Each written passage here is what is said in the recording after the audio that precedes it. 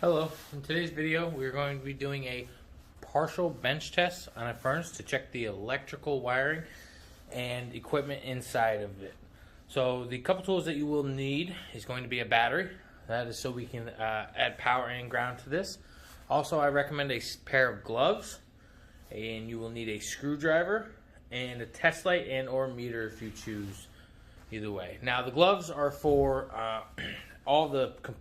for actually taking apart the furnace.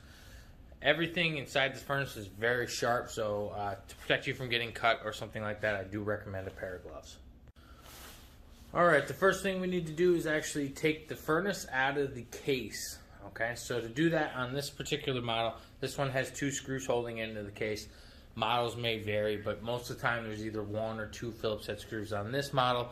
And they happen to be here and here. Alright, so what I'll do is I will remove those and gently pull the furnace out of the case, and then I'll get back to you. Okay, now that we have the furnace out of the case, alright, keep in mind, do use your gloves to ensure that the furnace does not injure you, as there are a lot of sharp edges and metals and corners and everything like that.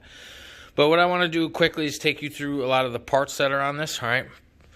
Pretty much all furnaces are alike. This one may differ just a little bit from the one you may see to the next one based upon the model, alright? But what we'll do is we'll start here on the back, okay? This is the actual fan motor right here. This one is out of a unit because it has a broken fan blade, alright? And they are waiting on a part for it, alright? Next most very important component is the sail switch. What the sail switch does is it allows the continuous flow of power when the fan hits it and creates a closed circuit to allow the power to continue to flow. From there, from the sail switch, goes around to a limit switch. A limit switch is the safety. It's located right there. Okay. The limit switch is a open circuit when the furnace gets too hot because it's not able to exhaust enough heat fast enough, and it will open the circuit, cutting off the power flow back to the board. Okay. Another part that you'll see here, directly behind it, this is the gas valve. This is what allows the propane to flow through to the burner. Okay. Behind that, there's an on-off switch. The on-off switch is actually not on-off for the actual 12-volt power coming in, but on-off for the thermostat wires. Okay. And behind that is the control board. So this is a 3 DSI fault control board. And it will try to light 3 times, and if it does not, it goes into lockout. You'll need to shut the furnace off and try again. Alright. The last part on this, other than the burning chamber, is the electrode and sparker wire. Okay? So that's what actually sparks and ignites the flame inside the burning chamber. Alright, I do want to show you a little more on the board, okay, the way that this functions. What you have here is you would have power coming from a battery. Okay, power coming from the battery goes up to a post that says power right there. Okay, you have another spade connection that's directly next to it. That is the power for the motor. Okay, if you go down, this is where sparks comes from for the ignition. Okay, down a little bit lower, you'll find a 4-pin connector. All right, this is where power flows into and out of from the sail switch through the limit switch, and then back to the board to also send power to the gas valve to activate it. So that's what the 4-pin is. Okay, I've disconnected the fan for the video. What we're going to do is we're going to simulate the activation of sail switch from the fan with a piece of tape momentarily, just so I can show you the routing of the electrical. Okay, but when you're doing a bench test, you'll notice here that I have the power and ground hooked up. I also have my test light hooked up because that's what I chose to use. You can certainly use your meter. The next step, what you'll do is you have your 2 blue wires here. These are your thermostat wires. They would be coming directly to the thermostat. What they'll do is tie together to complete a circuit, which allows the start of the fan and furnace operation. Okay, so what we're going to do is first, we're going to tie those together. Okay, you hear that click, that's the operation starting. Now normally, like I said, the fan would start. And it would start and it would activate the sail switch. But we are going to simulate the fan by placing this piece of tape over it, okay, and just tying it back, all right?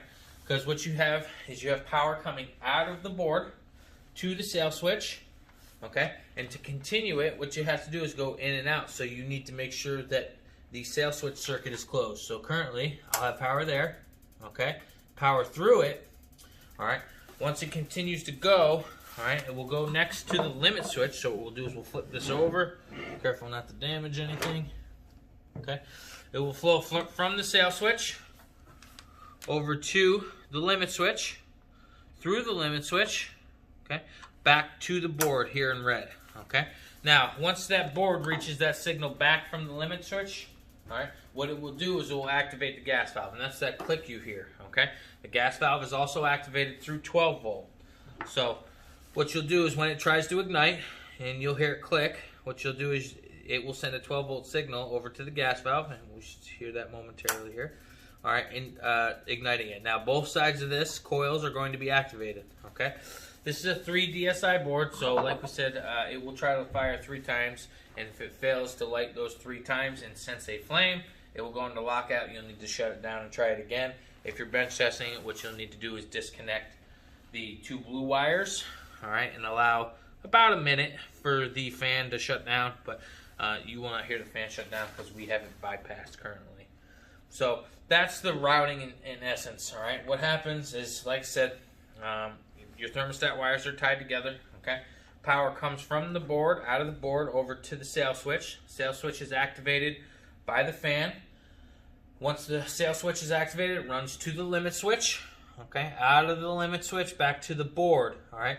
Once it receives that 12 volt signal out of the limit switch, all right, it tells us that we have our fan running and that it has not reached enough temperature, so that way we can fire our gas valve. And by doing that, what we're doing is we're sending 12 volt power out of the board to each side of the coil on the gas valve to activate it. You will hear that that clicking noise. Okay, it's a very audible noise. All right, and that's how you'll know. And also sparking will ensue. So that is the root of the electrical in a furnace. If you have any questions, feel free to reach out. Now, like I said earlier in the video, some of the routing is just mildly different on the way they route. This is a very small furnace, okay? The sail switch was very available for us to activate manually. Some of them are located behind a case and everything. So, but that's the gist of it as far as how power is ran. So if you have any questions, feel free to reach out. Thank you.